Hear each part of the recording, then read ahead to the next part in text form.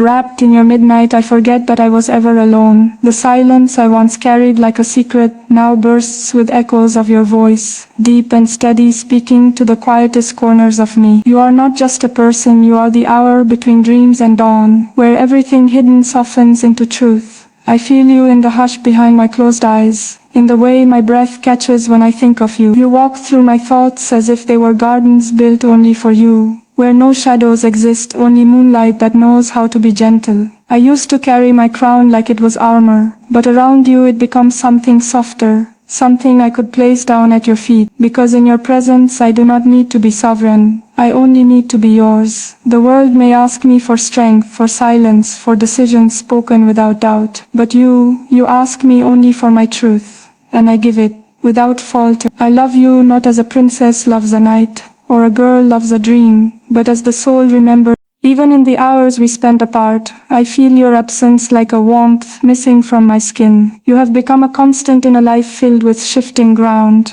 a heartbeat I find beneath the velvet hush of state halls and golden rooms. My name may be spoken with reverence, but it is your whisper that I carry like treasure. I think of your hands, how they held mine as if it were a vow, not to a kingdom but to the girl behind the titles. You see me when the world sees only the crown, and it is that seeing, that reverent quiet understanding, that undoes me. With you the weight of legacy fades, and I am only a girl in love, speaking poems into the folds of your collar, laughing where once I only knew poise.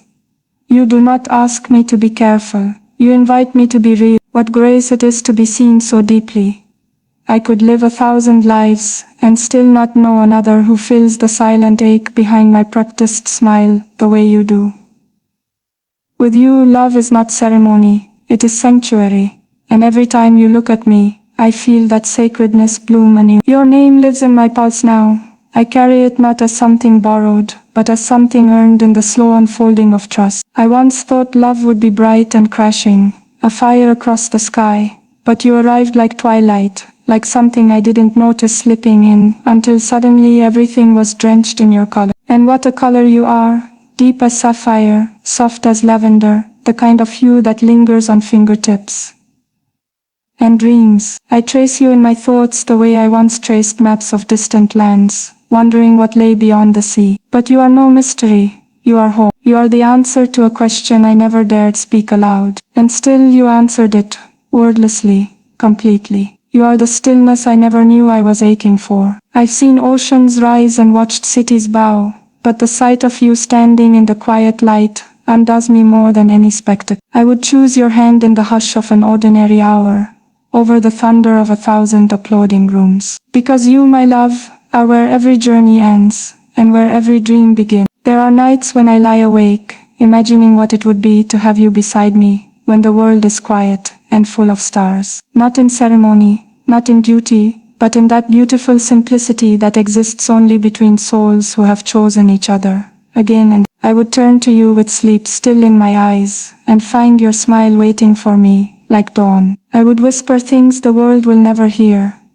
Words that do not belong on scrolls, or in history books, but belong only between your heart and mine. There is a version of me that is only yours. Not the daughter of kings, not the bearer of a name weighed with centuries, but the girl who holds her breath when you walk into the room. You remind me that love, real love, is not a performance. It is a surrender, and I surrender not out of weakness, but because you make the fall feel like flight. If I am a princess in the eyes of many, then I am a woman in your gaze. And what an exquisite thing that is, to be both, and still be most myself in your presence. You have made me more. I remember how your fingers brushed mine for the first time, accidental, electric, and how the world seemed to pause in reverence of that quiet miracle. That touch haunts me not like a ghost, but like a prayer. It was as if my skin already knew you before my heart did, and in that moment both remembered at once. I've watched you speak with grace, listened as your laughter softened the air around us, and every time I thought how rare it is to find someone who carries so much light without even trying. You wear no armor, yet you shield me. You wield no sword, and still you defend my name with every kind word, every silent strength. I see you in my future the way the moon sees the tide, not as a wish but as a pull too ancient to ignore. When I close my eyes it is your breath I feel beside mine, not the echo of expectation. I used to wonder who would walk beside me when the world grew heavy. Now I know. It is you. It has always been you, even before I knew how to name the longing. You are the pause in my breath before I speak, the hush between heartbeats when I hear your footsteps. I do not write poems because I am a romantic. I write them because you make language feel holy. Your love gives shape to silence. You are the reason I now understand the difference between being looked at and being seen. When I sit in gilded halls and smile for portraits, I wonder if anyone can tell that my heart is not there. It is with you. Every crown feels lighter knowing you exist in my world, waiting for me not with ceremony but with arms that do not flinch when I fall apart. You ask for nothing but truth, and in return you give me a love that steadies my entire world. I do not want castles when I have your chest to rest against. I do not need diamonds when your words light me more than flame. I am yours not because I must be, but because I choose to be, with every breath, in every silence, against every odd. And when I am with you, I am not royalty. I am real. There is a music in your presence that no orchestra could mimic. I have heard symphonies bow to your silence. You walk into a room, and the air changes, not in command but in awe. And I, who have been trained to command silence, find myself losing every line I rehearsed when you look at me like I am not a legacy, but a miracle. I would give up the gold thread and velvet robes just to be wrapped in the warmth of your voice, saying my name. With you, time no longer feels measured. It simply exists in the spaces where we meet, wordless or laughing, tangled in the joy of being near. And if history forgets my reign, let it never forget the quiet way I loved you. Let it remember the letters I never sent, the poems hidden between breaths, the way I said everything with just a glance when you entered the room. You are the secret I would never trade for the applause of nations. The world may know me as their future, but you know me as I am. And in your knowing I have never felt more seen. If I could write your name into the stars, I would do so without hesitation, not for the world to see, but so I could look up and find you when nights grow heavy, and I am far from your arms. I would gather every silver thread from the moon, and weave it into your hands, so even in the dark, you would carry light. You, my love, are my revolution. Not loud, not forceful, but steady and true. You are the quiet defiance of a girl who chooses love, not as rebellion, but as destiny. I have walked among kings and dined with fate,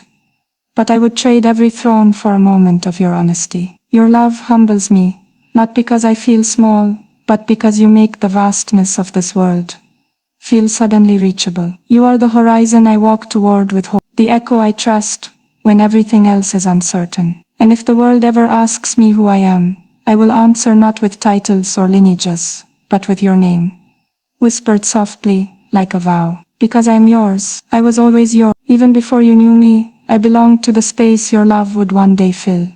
When I speak of you, I do so as one speaks of sacred places, quietly, reverently, knowing that words will always fall short of the truth. You are the chapter I was afraid to write, because I feared it would be too beautiful to bear. But you came anyway, like sunlight through a shuttered room, lighting every part of me that I thought would remain in shadow. There is no corner of my life untouched by your presence now. No morning that begins with